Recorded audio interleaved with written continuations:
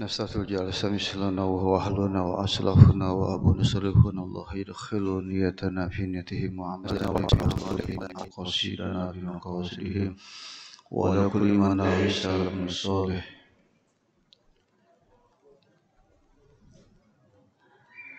على هجنية وكل دين صالحة من خيرات الدنيا والآخرة ثم إلى سيدنا رسول الله محمد عبد الله صلى الله عليه وسلم وعلى آله وصحبه وأزواجه وذريته ثم إلى روح حجة الإسلام أبي حامد محمد بن الغزالي والشيخ محمد ناوي أن شيء لا لهم الفاتحة بسم الله من الشيطان الرجيم بسم الله الرحمن الرحيم الحمد لله رب العالمين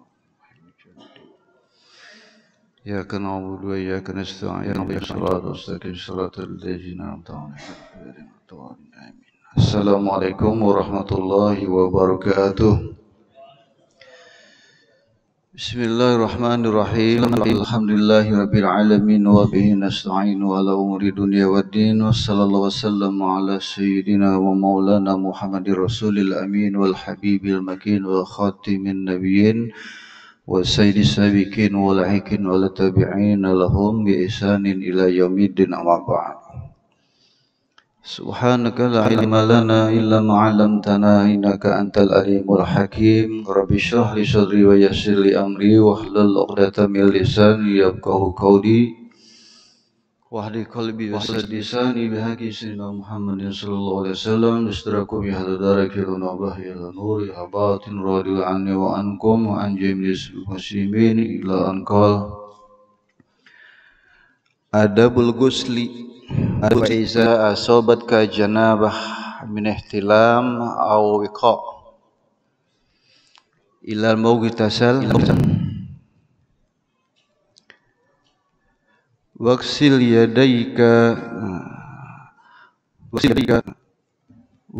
yadayka awalan salasan wa azil ma'ala yadayka min qazarin wa tawaddu kama sabaka fi wudu'ika li sholati ma'a jami'i da'awat wa akhir ghusl qadamaik.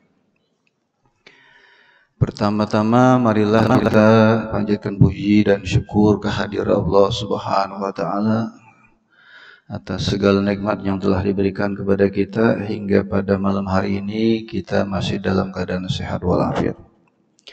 Mendapatkan taufik dan hidayah daripada Allah Subhanahu wa taala. Diberikan kemudahan dalam melaksanakan ibadah adalah merupakan nikmat yang sangat besar dan ini wajib kita syukuri. Salawat juga salam senantiasa tercurah selalu atas pemberi syafaat penolong umat baginda Nabi Muhammad sallallahu alaihi wasallam dengan harapan mudah-mudahan kita semua mendapatkan syafaat Nabi Muhammad sallallahu alaihi wasallam. Amin ya rabbal alamin. Kemudian untuk sekedar mengingatkan marilah sama-sama kita berniat iktikaf di masjid ini dengan melafazkan niatnya Bismillahirrahmanirrahim nawaitu an atakifa fi hadzal masjid sunnatan lillahi ta'ala. Yang sama-sama kita muliakan para alim ulama, para asatiz, tokoh-tokoh masyarakat, jamaah sekalian yang dimuliakan Allah Subhanahu wa taala. Kembali kita melanjutkan bahasan tentang adab. Kemarin adab dalam berwudu, sekarang memasuki adab di dalam mandi. Apa itu adab? Di dalam kitab Ta'arifat itu disebutkan bahwasanya Al-Jurjani menyebutkan yang namanya adab itu adalah sebuah proses untuk mendapatkan ilmu pengetahuan yang dipelajari untuk mencegah agar jangan terjadi berbagai macam kesalahan. Itu definisi di dalam kitab Ta'arif Al-Jurjani seperti itu. Jadi di dalam melaksanakan ibadah, apapun ibadahnya itu mesti dengan adabnya. Baik dengan adab zahir maupun adab batin. Di dalam mandi tentu saja semua kita pasti mandi. Tidak mandang dari syariat manapun mesti ada aktivitas mandi membersihkan diri, paling tidak sehari 2 kali. Tapi beda dengan wudu. Walaupun sama-sama memiliki adab, ada adab wudu, ada adab mandi, tapi kalau berwudu khusus untuk umatnya Nabi Muhammad sallallahu alaihi wasallam. Disebutkan oleh beliau, apabila seseorang itu dalam keadaan junub, ada janabah, atau mengalami mimpi basah, atau dia melakukan hubungan suami istri bersetubuh atau jima, maka kata beliau, siapkanlah ada satu wadah air, kemudian bawa ke tempat biasa kita mandi. Bawa. Maka dari tempat itulah kita menyiramkan air ke atas bagian kepala kita.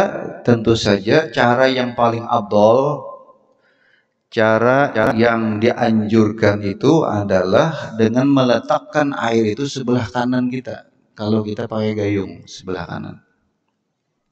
Sebab kalau seandainya sebelah kiri ngalih, karena lebih mendekati tangan kiri. Mun kita mencibuk nyepai tangan kanan kan lucu lagi. Maka sebelah kanan. Itu sunnah.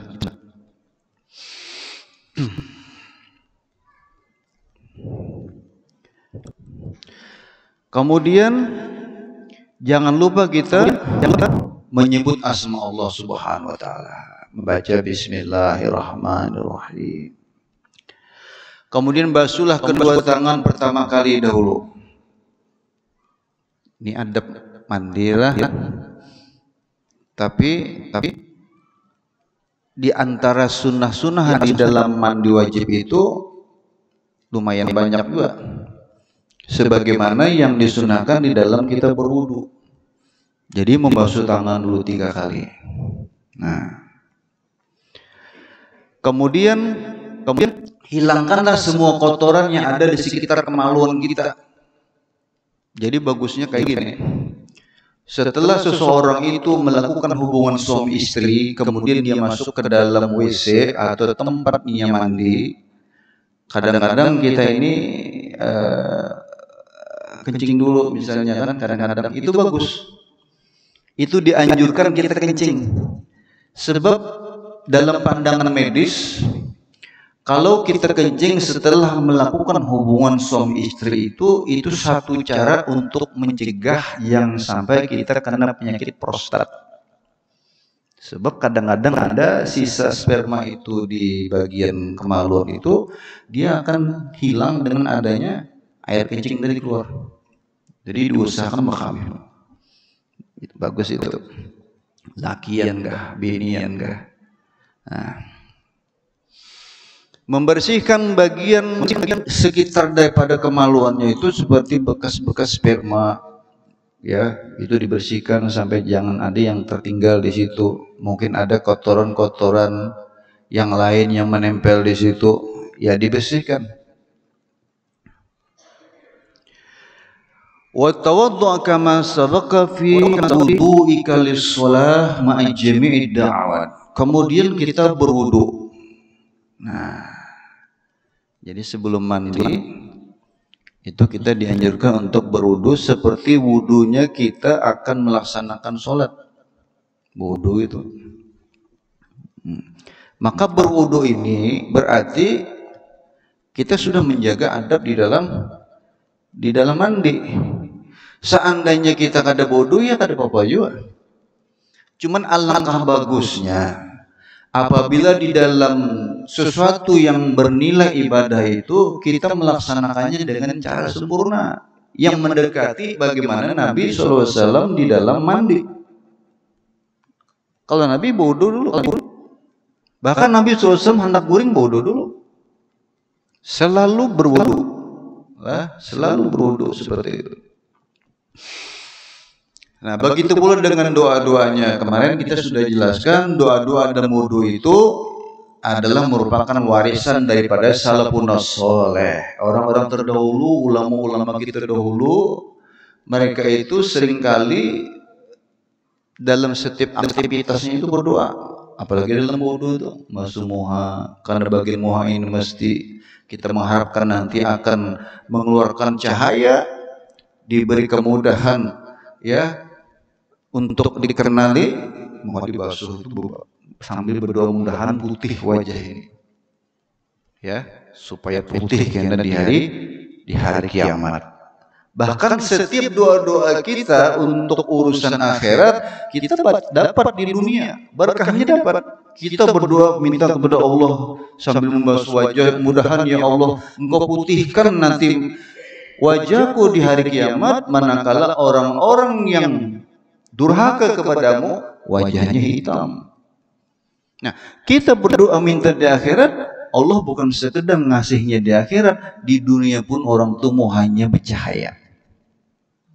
Karena bekas air wudu tadi. Jadi dibuang semuanya itu kalau ada kotoran itu. Kemudian dia berwudu, wa akhir ghusla qadamai. Kemudian membasuh bagian kakinya itu diakhirkan. Di antara sebab-sebab seseorang itu diwajibkan untuk mandi itu karena junub atau ada janabah dalam diri seseorang itu. Makanya seseorang bisa dikatakan junub karena dia diantaranya adalah melakukan hubungan suami istri. Ya, hubungan suami istri ini itu ada dalam hadis Nabi SAW disebutkan sebagaimana riwayat daripada Abdullah bin Umar radhiyallahu anhuma, bahwasanya Rasulullah SAW bersabda, ilal izal taqal khitani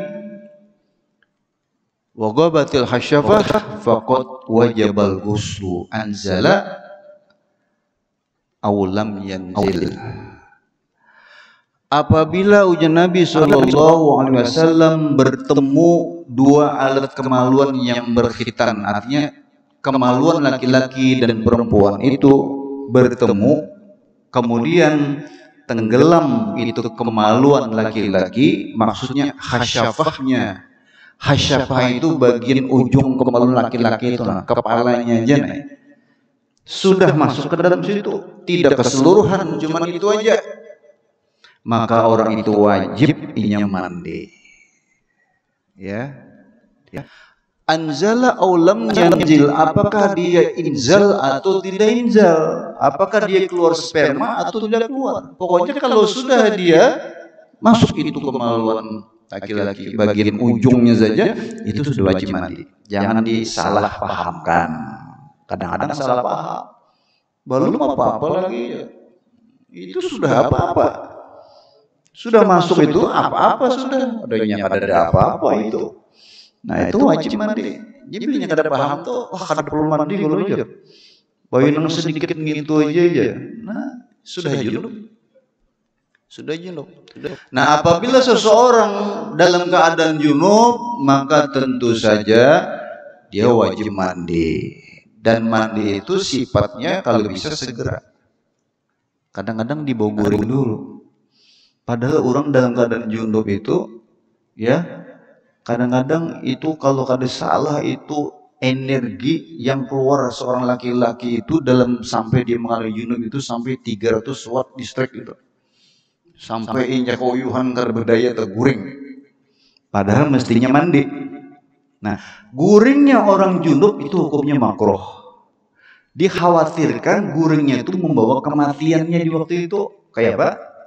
Mati karena junub, maka bagusnya mandi juga.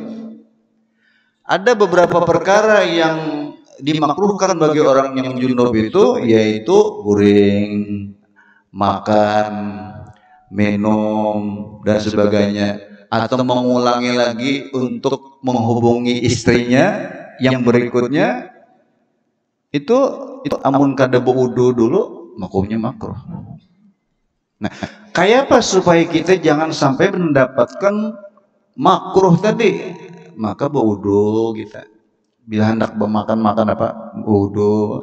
Hendak guring dulu, awak uyuh banget, bawa wudu dulu, hanya guring. Guring dalam keadaan junub, tapinya berwudu. Nah, kayak itu. Kita ini kadang-kadang meremehkan hal seperti itu. Guring aja, itu gawin makruh. Kalau digawi kayak itu diulah kebiasaan guring, terus guring saja dalam badan junub. Itu berapa itu? Dosa-dosa makruh kita yang bertumpuk-tumpuk itu. Kada sadar kita itu. Ya, tanpa kita menyadari itu. Kadang-kadang dalam keadaan junub mau makan.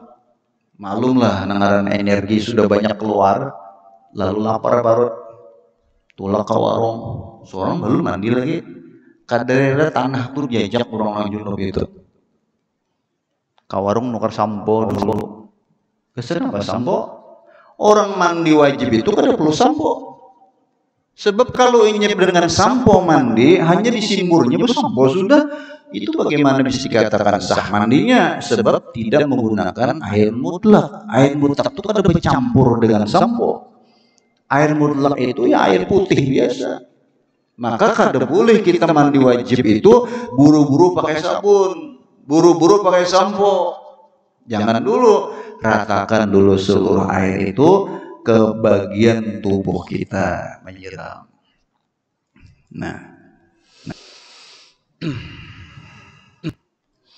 Di dalam hadis Nabi SAW disebutkan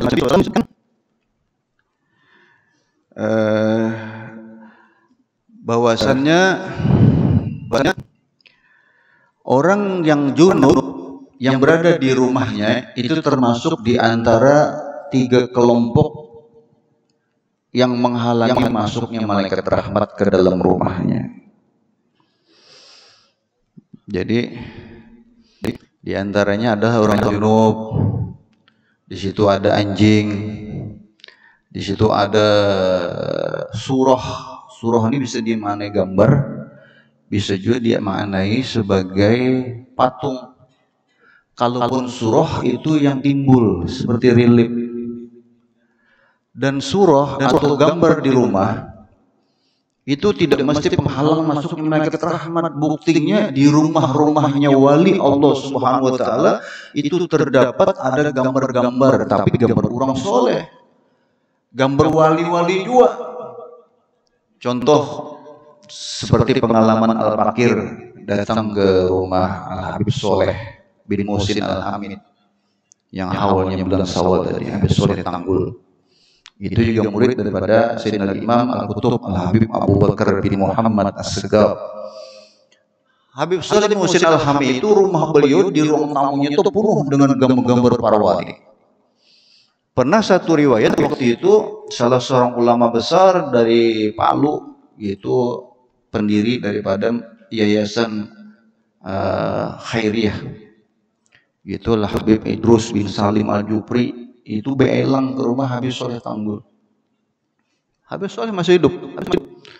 Kemudian Habib Idrus bin Salim tadi masuk ke dalam rumahnya, kemudian mohon pamit sebentar, Habib Soleh mau masuk ke belakang, ke dapur.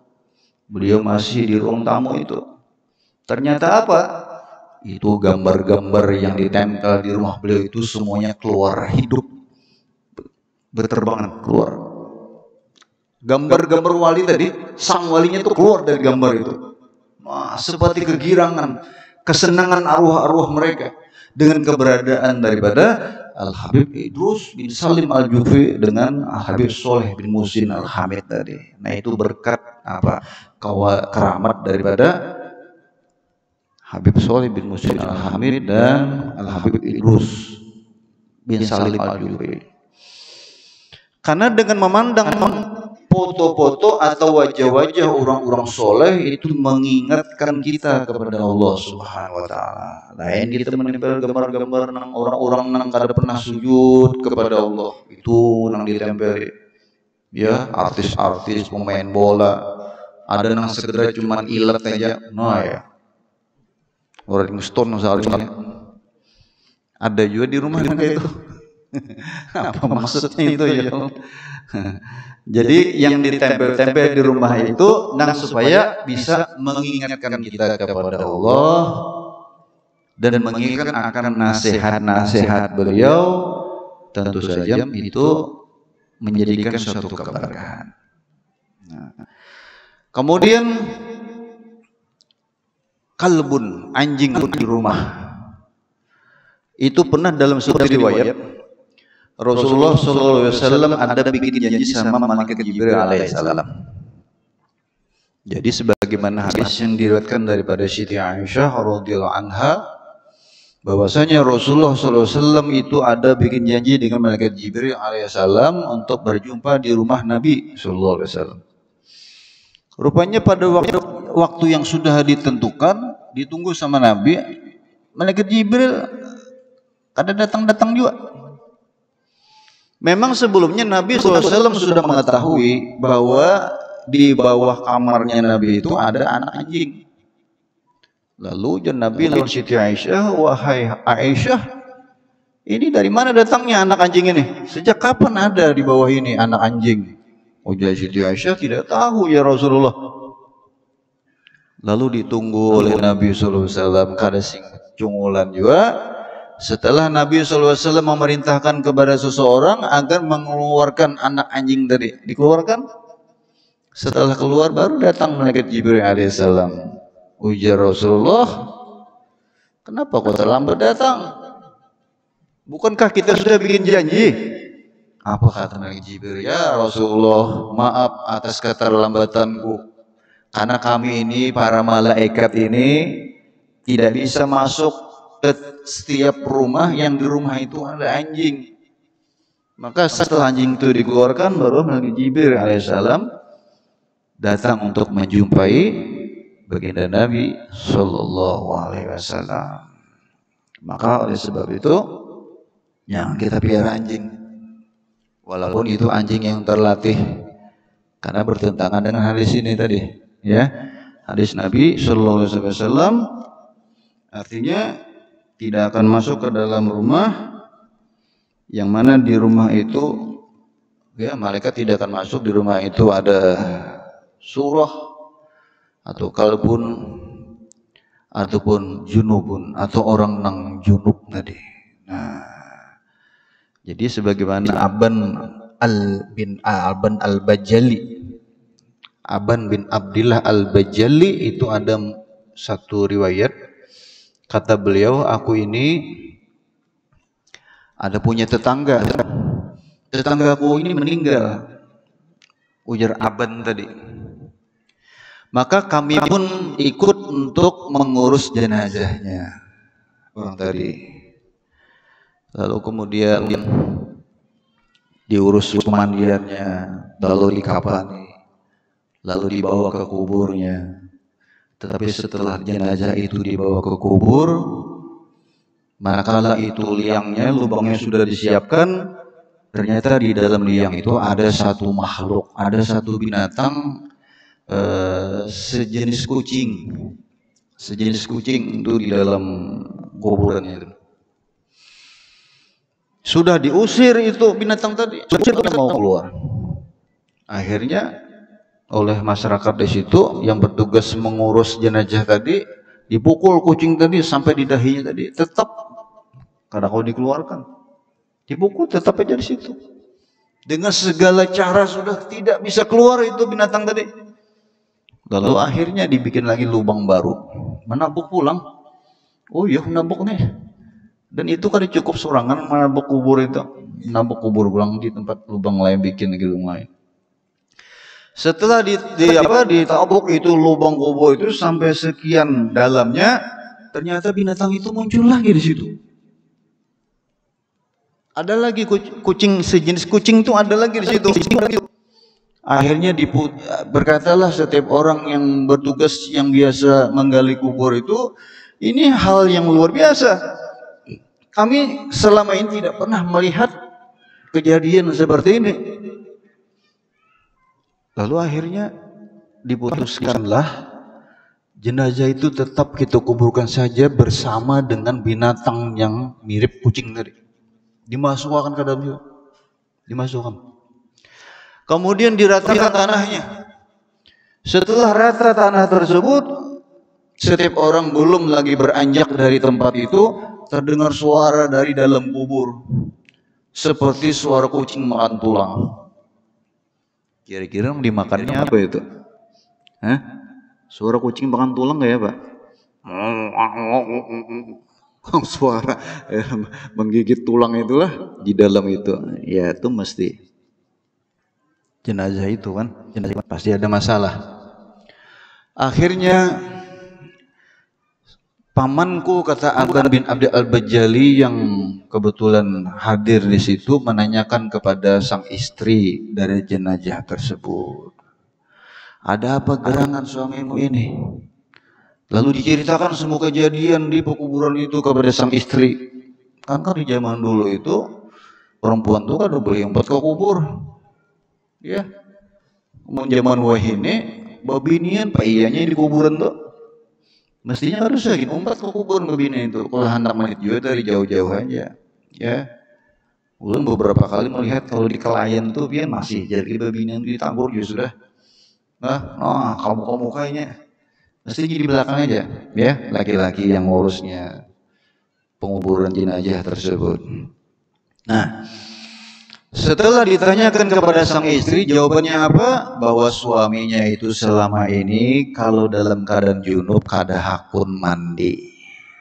Nah ini, jadi bayangkan rumah di mana di dalam rumah itu ada nang kada mandi wajib atau kada tahu atau keliru mandi wajibnya, maka dia dalam keadaan junub, ya. Maka berarti malaikat rahmat kada hakun masuk ke rumah itu. Makanya rumah itu gersang. Nah masuk ke dalam itu panasan, rasa kada nyaman, macam-macam. Itu tadi. Karena malaikat-malaikat yang membawa rahmat itu kada hakun masuk ke rumah situ. Nah maka perhatikan, ajarkan kepada anak-anak kita yang sudah balik, ya, yang laki-laki, yang perempuan, padahi, ikam sudahkah mandi wajib? Karena ikam ini sudah balik, umur sekian-sekian. Yang perempuan juga selesai haid, adakah mandi dan sebagainya. Agar jangan sampai kita mengalami suatu peristiwa yang dialami oleh orang-orang yang dalam keadaan merugi tersebut. Nah, jadi berwudu dulu. Mengakhirkan membasuh kaki itu supaya jangan apa? Kailayadi alma, mensia-siakan air. Maksudnya karena kita ini kan batis bajajak pulang di situ basah, pulang di tempat yang basah itu. Itu maksudnya membasuh kaki ya tetap aja bajajak di situ juga. Nah, fa iza faragta min al-wudu fasubbal ma ala rasik. Bila sudah tuntung wudunya, maka tuangkanlah air ke atas kepala kita. Jadi cara yang mu'tamad, yang abdul itu imbah tuntung wudu itu adalah, kalau istilah Banjar tuh, itu bahasa Banjar atau lain ini, bakubal. Apa bakubal itu? Kita tuh membasahi bagian tubuh yang ngalih dicapai oleh air waktu kita menyiram. Biasanya ketiak, nah, bagian ketiak ini kan. Nah, lipatan perut, kemudian menyela-nyelai rambut dengan masukkan 5 jari misalnya. Itu bagi yang kada beihram. Kalau beihram hati-hati itu, ya, ya sambil rambutnya itu dengan 10 jarinya. Nah, sebelum ini menyiram kayak gitu, sampai ini menyeram basah rambut itu. Nah kalau babi ini yang begalong tuh harus sampai kayak itu.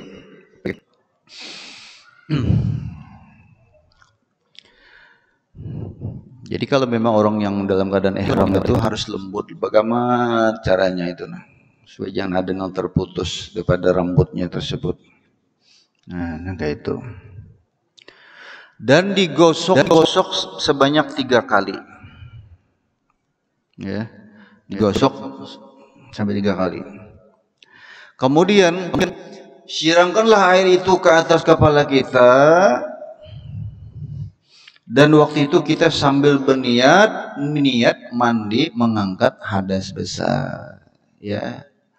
Nawaitu ghuslal wajib, atau nawaitu raf'al hadasil akbar an jami'il badan lillahi ta'ala. Itu mun kita di luar WC, kadang-kadang mandinya dalam WC kada usah bersuara, maka cukup dalam hati.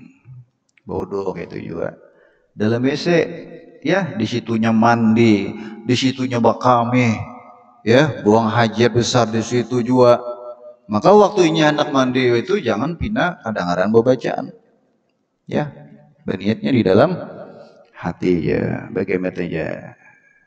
Sama orang sembahyang hajat. Sembahyang hajat itu kan ada doa tambahan waktu sujud terakhir. Itu yang dibaca itu subhana rabbil a'la wa bihamdihi ya. 3 kali hanya membaca doa itu dalam hati. Jangan nyaring-nyaring kayak membaca nang tasbih, sholawat, robana atina dan sebagainya. Atau membaca tasbih Nabi Yunus yang 11 kali, lail anta subhanaka inni kuntu minaz zalimin, itu kan usah bersuara. Dalam hati aja bacanya. Sambil hitung-hitung jari jumlah bacaannya. Nah, gitu kan. Jadi kita harus paham nang mana perlu kita mengeluarkan suara, nang mana mesti kita dalam hati aja. Nang kayak kita membaca ada 5 tempat di dalam sembahyang yang mesti keluar suara. Itu waktu takbiratul ihram, suaranya dikeluarkan, jangan hinip. Allahu Akbar, sehingga terdengar di telinga kita. Seandainya kada bersuara, maka berarti kita telah menggugurkan satu rukun dalam sembahyang kita. Maka ibarat bangunan, bila rukun atau tihangnya itu patah, runtuhlah. Hati-hati itu. Seperti kita membaca Fatihah, itu pun harus kita keluarkan suara. Jangan bagaimana Bismillahirrahmanirrahim, jangan. Kalau jelas itu keluarkan suara. Supaya apa? Ukurannya itu telinga kita mendengar. Ukurannya itu telinga kita mendengar. Kemudian dalam tahiyat akhir, seluruh bacaan tahiyat akhir sampai akhir itu pun kita harus nyaring membacanya. At-tahiyatu barakatuh sholawatu thayyibatu lillah. Tapi jangan nyaring menyamai imam. Ulah ada temukan ada satu langgar disuruh mengisi pengajian di langgar itu. Ulun dengarkan tahu guru siapa kamu madahi. Rupanya seberatan bacaan nyaring bubunya situ. Wah, yang nyaring pana ini. Mau kita menjadi imam saya tak ganggu itu. Bacaan orang tuh nyaring-nyaring di belakang. Padahal yang perlu kita nyaring itu pun batasannya hanya telinga kita yang mendengar. Hanya ada 5 tempat dalam sembahyang itu yang dikeluarkan suara. Kan usah nyaring-nyaring benar itu. Ya, maka takbir, baca Fatihah, tahiyat awal, tahiyat akhir. Kemudian yang kelima salam. Assalamualaikum. Komnya di tengah. Assalamualaikum warahmatullahi. Ini yang kita paling ke kanan ini. Orang di belakang kamu melihat pipi kita. Jadi habis-habis memandangnya tuh. Nah, kalau bang sakit gulu tuh uzur ngarannya. Paksa ini gini aja sakit gulu. Rupanya tak salah guring kalau bantal terhereng. Jadi salah sini aja. Habis akan. Jadi orang di belakang tuh melihat pipi kita. Ukurannya tuh pipi kita. Begitu pula kita waktu menengok ke sebelah kiri. Assalamualaikum. Kadang-kadang kita ini karena saking kadang memperhatikan, membaca salam pun kita tak buang alif lawan lam. Assalamualaikum warahmatullahi. Assalamualaikum warahmatullahi. Nang bujur tuh assalamualaikum warahmatullahi. Assalamualaikum. Ya saking kancapan atau kurang perhatian bisa juga ya. Jadi assalamualaikum. Assalamualaikum. Alifnya lawan lamnya hilang. Jadi mesti assalamualaikum warahmatullahi. Nah itu waktu kita menyiramkan air itulah kita berniat untuk melaksanakan mandi wajib, untuk mengangkat hadas besar, ya hadas besar. Bagian mana yang pertama kita basahi lebih dahulu? Ya,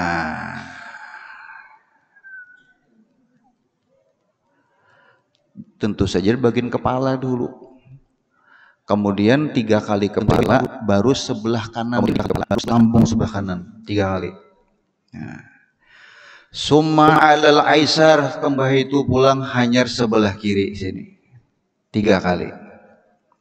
Ya. Ada 2 cara menggawi mandi wajib ini, ya. Ada yang bagian depan 3 kali, kemudian kiri 3 kali. Ada juga bagian depan dulu 3 kali, baru belakang 3 kali. Nah, kemudian bagian kiri 3 kali, depan hanyar bagian belakang 3 kali. Pokoknya mesti 3 kali di dalam menyiramnya itu. Nah, kalau pakai shower kayak apa? Di kiri-kiri aja shower itu. Lah, pakai shower mandi. Basahin, gosok-gosok, mundur ya Allah. Karena akan pulang. Hah? Kayak itu aja lagi. Karena shower tuh bagana. Kita nang berpindah, kita nang bergerak. Mau ukur 3 kalinya tadi enggak ya? Mau di shower itu. Pasan kayak itu. Nah, mundur pulang sekali. Sampai 3 kali. Begitu pula dengan bagian belakangnya.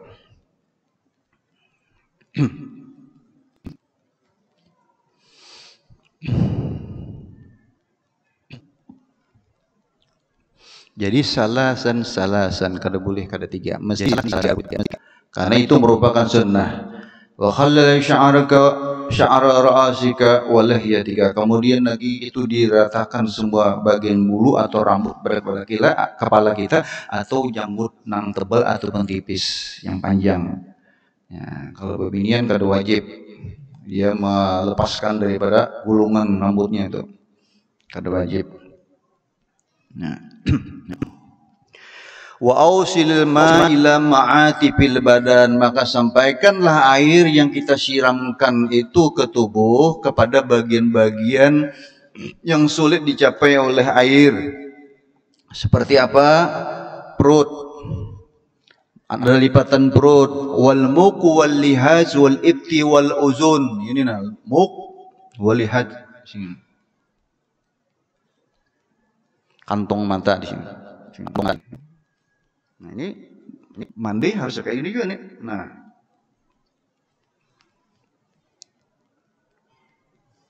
kemudian ketiak, telinga, ya itu digosok-gosok juga karena di telinga kita ini ada lapisan-lapisan dan lipatan di sini. Nah, ya. Nah ini mandi mesti juga nih. Nah, kita bawa wudu aja mesti kayak ini. Ya ini kan. Nah, putar. Nah, kemudian telunjuk ini diputar-putar lagi di sini. Kan di sini ada lipatan lagi di telinga kita nih. Nah, ini bisa jadi si sarang ini kuman. Nah, jadi manfaat mandi itu banyak, ya. Manfaat itu mandi itu sangat banyak. Di antaranya manfaat mandi itu bisa melancarkan peredaran darah, sirkulasi darah. Dan diutamakan kalau kita mandi itu pagi hari itu jangan sampai lewat jam 6. Karena ulun pernah mendengar ada orang Jepang bepander. Sebenarnya rahasia mandi itu supaya sehat, mandi jangan sampai lewat jam 6. Dan ulun bertemu beberapa orang yang umurnya ada sudah 70, 80, 90 masih kuat. Ulun apa resepian ini? Aku jisidin bangun sekitar jam 3, ada yang bangun jam 4, aku langsung mandi jam 4.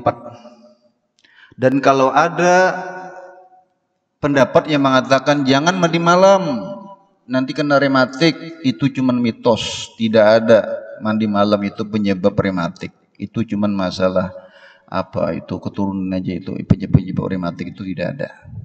Justru bagus mandi malam itu, ya. Kalau kita masih dalam keadaan kotor, karena orang guring ini dia mengeluarkan keringat. Guring siang atau malam itu keluar keringat. Nah, di keringat itu bisa menempel ada kuman-kuman.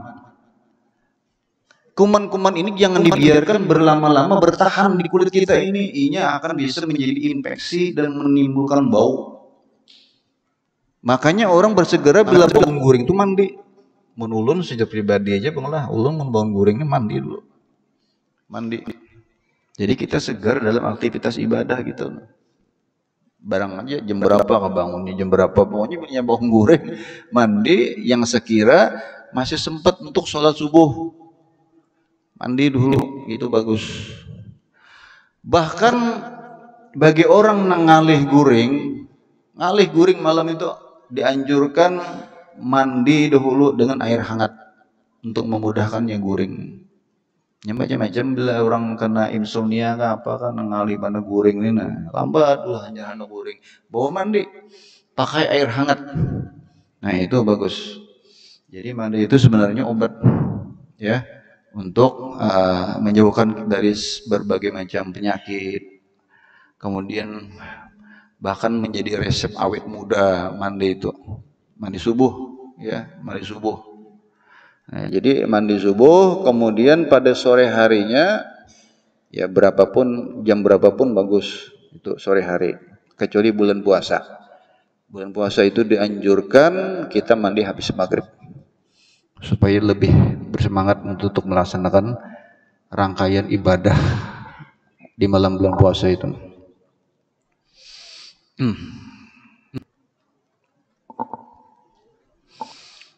Kemudian lagi tempat-tempat yang harus dikenakan air, wa manabitu sya'ri ma khaffa minhu wa ma kasufa, tempat tumbuhnya rambut, bulu apa aja ya itu mesti dibasahi, wajar antamasa zakaraka ba'dal wudu, waktu kita mandi itu usahakan ya jangan sampai tercapai kemaluan. Kenapa? Karena sudah diawali dengan wudu.